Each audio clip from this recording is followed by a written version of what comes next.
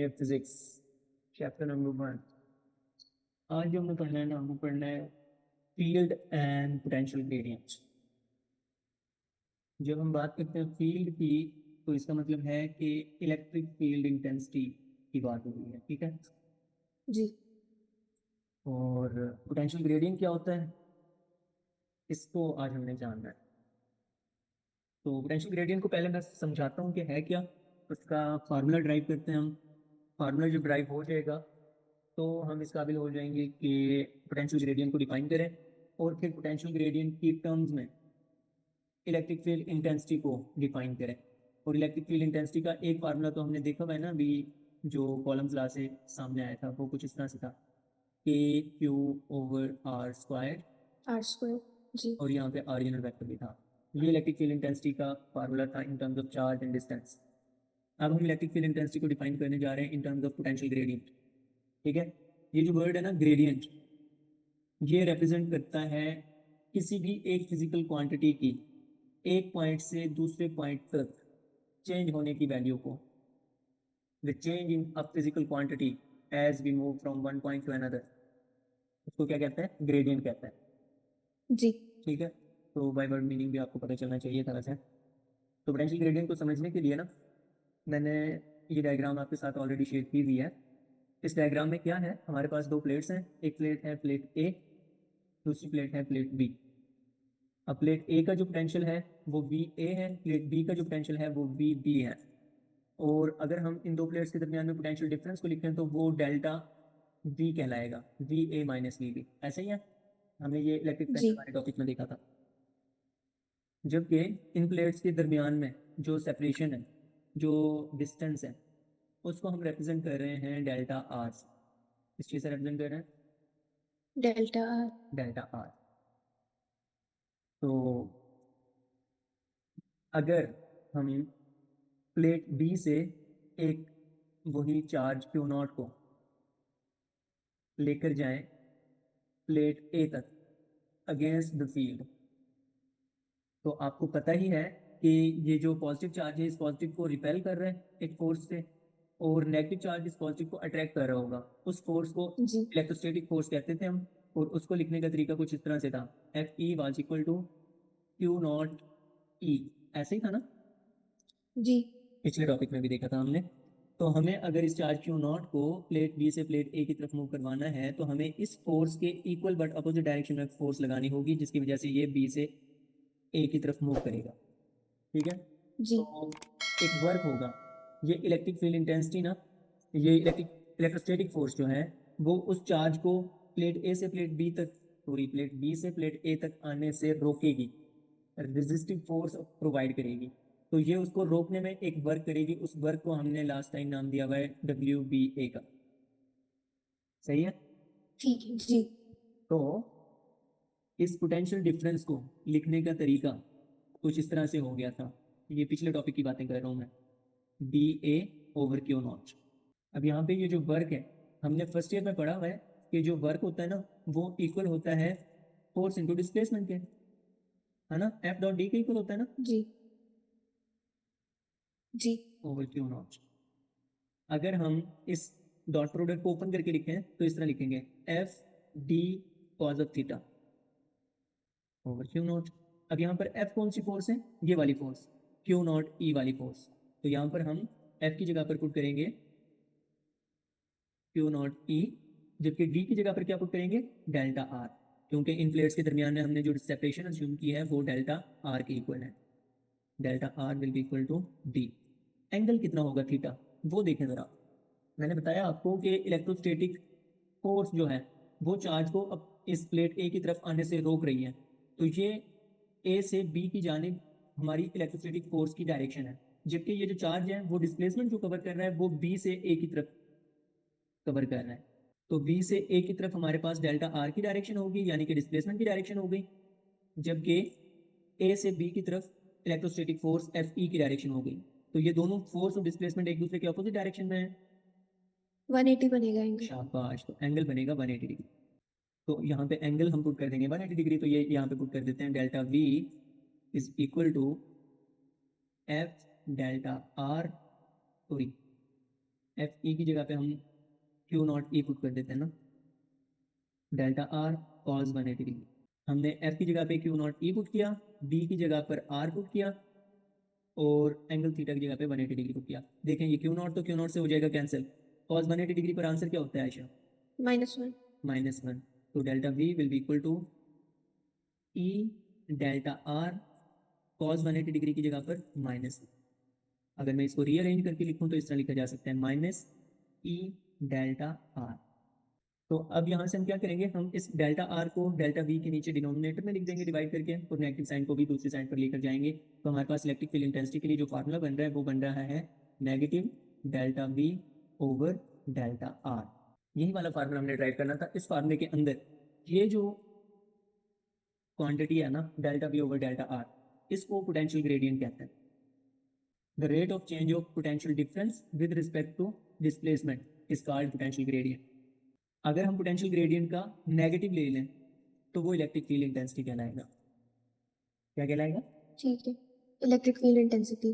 तो यहाँ से हम इलेक्ट्रिक फील्ड इंटेंसिटी की एक और डेफिनेशन कर सकते हैं। हमने इलेक्ट्रिक फील्ड इंटेंसिटी की पहले भी एक डेफिनेशन की हुई है, जहाँ से हमारा फार्मूला ये वाला फार्मूला आया हुआ था। इलेक्ट्रिक फील्ड इंटेंसिटी को डिफाइन कैसे करेंगे इन terms of potential gradient?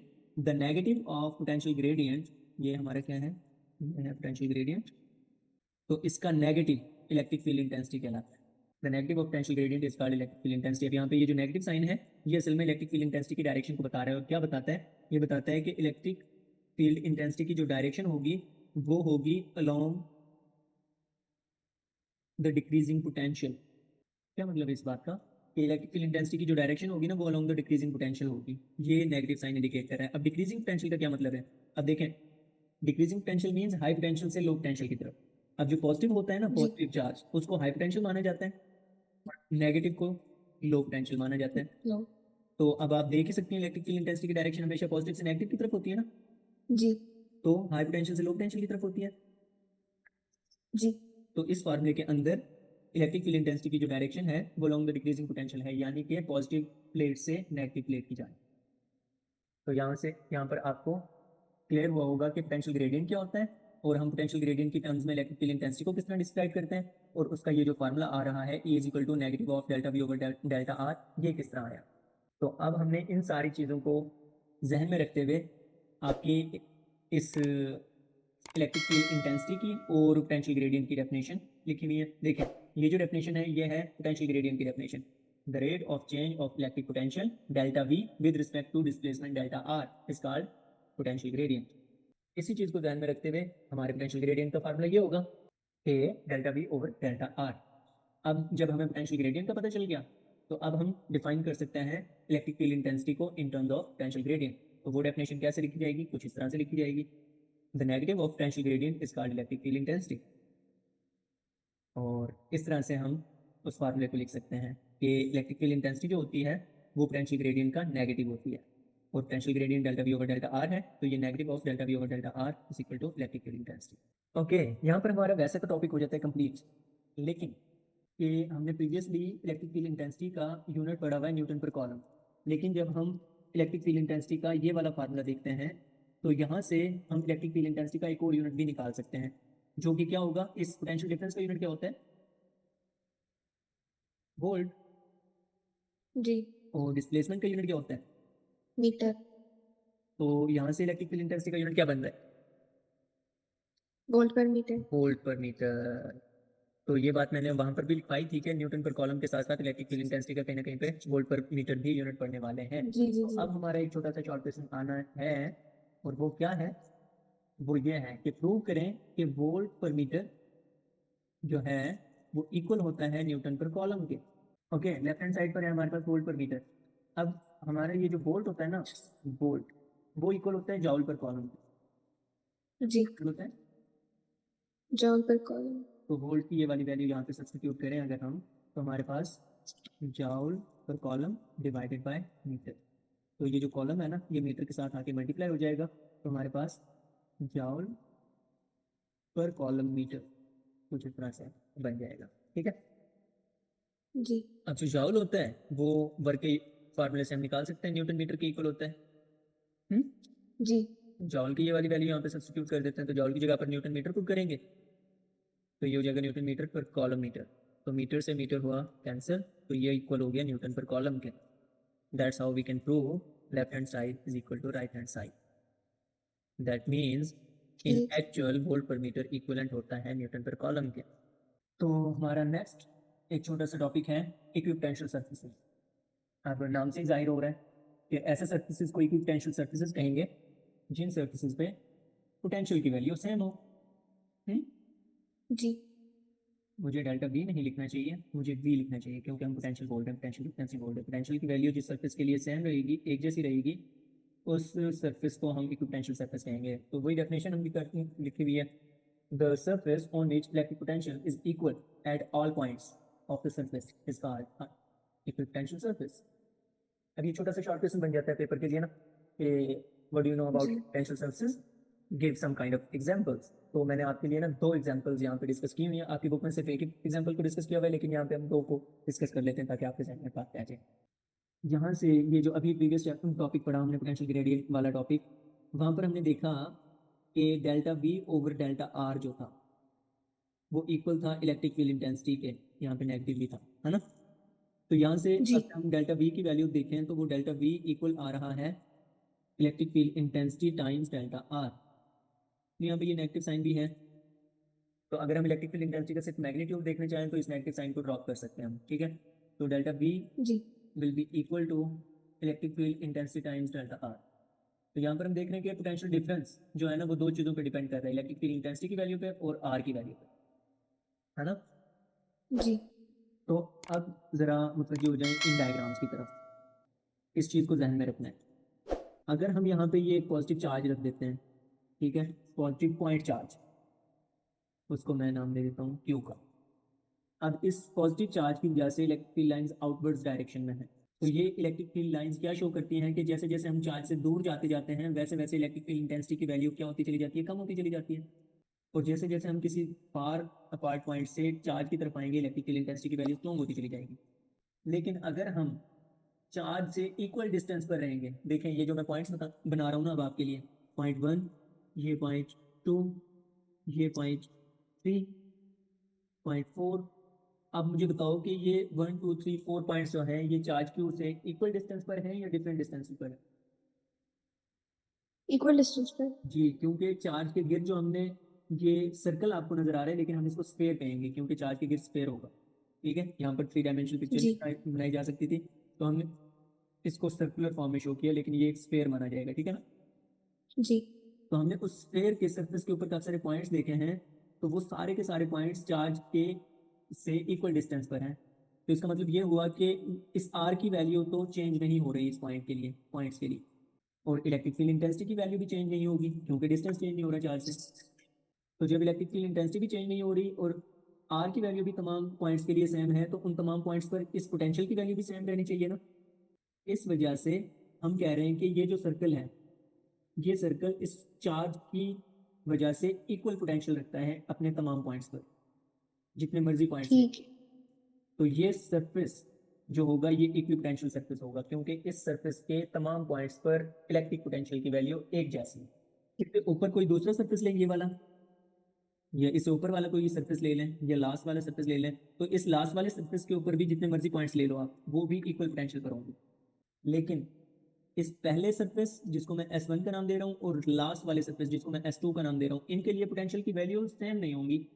S1 के लिए अलहदा पोटेंशियल की वैल्यू होगी, S2 के लिए अलहदा। अगर S1 के लिए लेट्स सपोज 60 वोल्ट है पोटेंशियल की वैल्यू, तो S2 के लिए कोई 30 वोल्ट होगी। अभी ठीक। इन सर्फेसिस के दरमियान में पोटेंशियल डिफरेंस है, लेकिन इन सर्फेसिस पे काफी सारे पॉइंट्स को देखा जाए उनके लिए पोटेंशियल डिफरेंस मौजूद नहीं है, तो इस वजह से ये ठीक। पोटेंशियल सर्फेसिस है। अब एक और बात जाने, पॉजिटिव चार्ज की वजह से जो पोटेंशियल होगा वो पॉजिटिव होगा, और नेगेटिव चार्ज की वजह से उन सर्फेसिस का जो पोटेंशियल होगा वो नेगेटिव होगा। बस फर्क सिर्फ इतना सा है। तो यहाँ से एक रिजल्ट सामने आ रहा है आपके, और वो रिजल्ट क्या है कि पॉइंट चार्ज के इर्द गिर्द कंसेंट्रिक सर्कल्स जो होते हैं, सर्कल्स कह रहा हूँ, सर्फेसेस जो होते हैं, स्फीयर जो होते हैं, उन तमाम कंसेंट्रिक जी। स्फीयर्स के लिए पोटेंशियल इक्वल रहता है, यानी कि वो तमाम कंसेंट्रिक स्फीयर्स जो हैं वो इक्वी पोटेंशियल सर्फेसेस होंगे। This is our second example. इस एग्जाम्पल में आपकी बुक में इसको डिस्क्राइब नहीं किया गया, ठीक है, सिर्फ डायग्राम दिखाई जी गई। लेकिन आप जान लें कि ये दो चार्जेस हैं, कम्बिनेशन ऑफ चार्जेस, जो जब दो एक इक्वल अमाउंट में ऑपोजिट चार्जेस एक दूसरे से डिस्प्लेसमेंट पे हों, किसी डिस्टेंस पर हों, वो इलेक्ट्रिक डाइपोल बनाते हैं। क्या बनाते हैं? Electric dipole.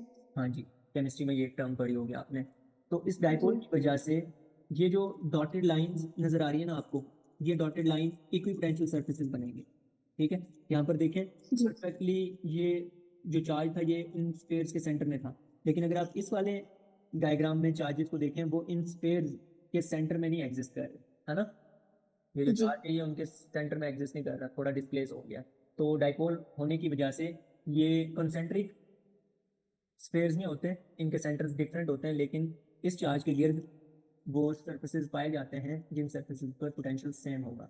अब एक सरफेस यहाँ पर भी माना जा सकता है, जहाँ पे ये एरोज है ना, ये मैं रेड कलर की डॉटेड लाइन बना रहा हूँ, ये जो सरफेस बनेगा ना, ये सरफेस भी इक्वी पोटेंशियल सरफेस होगा इन दोनों चार्जेस के पास। तो यहाँ पर हमारा ये छोटा सा शॉर्ट क्वेश्चन भी कंप्लीट हो जाता है। नेक्स्ट नेक्स्ट हमारी एक छोटी सी एग्जांपल है 11.5। उसमें देखो क्या फरमा रहे हैं writer. You have a 12-volt motorcycle battery that can move 5,000 column of charge। यहाँ तक एक स्टेटमेंट हो गई। हम्म दो चीजें हमें यहाँ पर दी गई, एक तो पोटेंशियल डिफरेंस की वैल्यू, डेल्टा वी की वैल्यू, है ना, और दूसरा जी अमाउंट ऑफ चार्ज क्यू की वैल्यू। अब दूसरी स्टेटमेंट पढ़ते हैं, and a 12-volt car battery that can move 60,000 column of charge.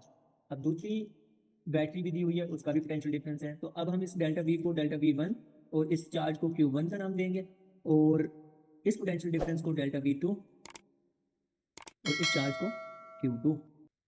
अब हमने करना क्या है, how much energy does each deliver, दोनों की एनर्जी यानी कि डेल्टा यू की वैल्यू फाइंड आउट करनी है। वन के लिए भी, जो मोटरसाइकिल की बैटरी है उसके लिए भी एनर्जी की वैल्यू, कि उसने इस चार्ज को मूव करवाने के लिए कितनी एनर्जी इस्तेमाल की, और कार के अंदर जो बैटरी फिक्स है उसने इस 60 कॉलम चार्ज को मूव करवाने के लिए कितनी एनर्जी इस्तेमाल की। तो उन दोनों बैटरीज की एनर्जी हमने फाइंड आउट कर दी।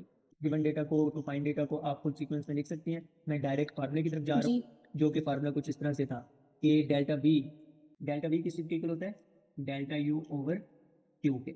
अगर हम डेल्टा वी वन यूज़ करेंगे तो यू वन और क्यू वन आ जाएगा।